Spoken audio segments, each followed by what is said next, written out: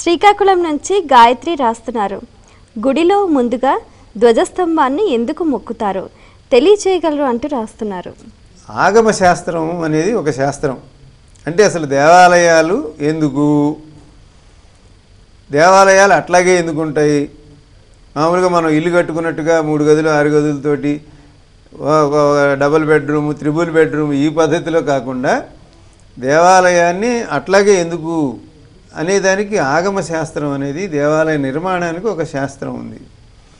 ఈ శాస్త్రం ప్రకారం దేవాలయం గర్భాలయంలో మనం ప్రతిష్ఠించేటువంటి విగ్రహానికి ఎన్నో అధివాసాలు జరుగుతాయి, ఎంతో అనుష్ఠానం జరుగుతుంది.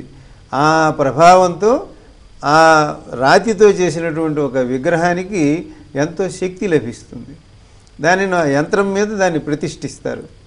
ఆ ప్రతిష్ఠించినటువంటి ఆ యంత్రంలోకి ఈ విశ్వమంతా వ్యాపించి ఉన్నటువంటి పరబ్రహ్మం మనం ఒక రూపంగా ఆరాధిస్తున్నాం. దీన్ని సాకారమైన ఆరాధన అంటాం.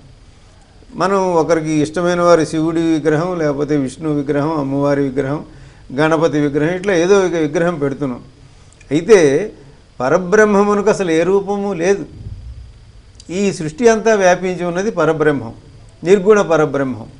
దానికి మనకు ఒక ఏకాగ్రత కుదరటం కోసం సగుణ పరబ్రహ్మంగా ఒక పేరుతో ఆరాధిస్తున్నాం. అందులోకి ఈ శక్తిని అంతటిని మనం రాణిస్తున్నాం. గర్భ ఆలయానికి పైన గోపుర నిర్మాణం పైన ఉండేటువంటి కలశం అది కోణంగా ఉండి ఈ విశ్వమంతా వ్యాపించి ఉన్న ఆ శక్తిని ఆ కలశం ద్వారా లోపల ఉండే విగ్రహం పైకి రప్పిస్తూ ఉంటుంది. అదేవిధంగా అది ఎంత పరిధిలో ఉండాలి, ఎన్ని ప్రాకారాలు ఉండాలి, ఈ ఆలయం అంతా కూడా భగవంతుడు మనం ఏ దేవాలయాన్ని నిర్మిస్తున్నామో ఆ దేవాలయంలో స్వామివారు, ఇప్పుడు విష్ణువాలయం అయితే విష్ణుమూర్తి నిద్రించినట్లుగా, ఆయనకి గర్భాలయం శిరస్సు అయినట్లుగా ఇట్లా చెబుతూ ఆ దానిని ధ్వజస్తంభం నిలువుగా చూపిస్తుంది.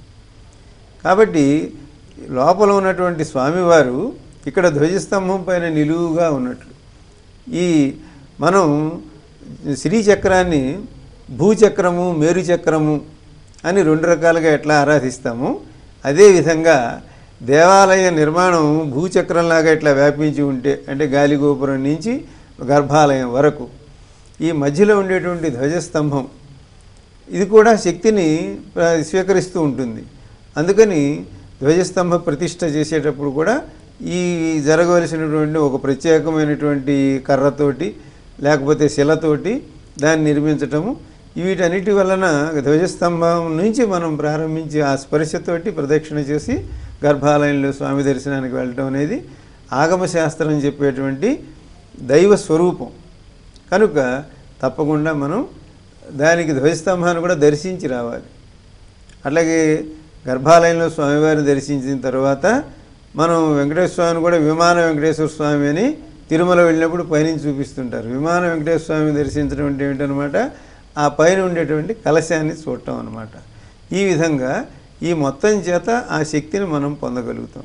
అందుచేత తప్పకుండా ధ్వజస్తంభానికి దండం నమస్కరించుకుని అక్కడి నుంచి ప్రారంభించి ప్రదక్షిణం చేయాలి. ఆ ధ్వజస్తంభ శిఖరాన్ని కూడా తప్పకుండా మనం దర్శించి నమస్కరించాలి.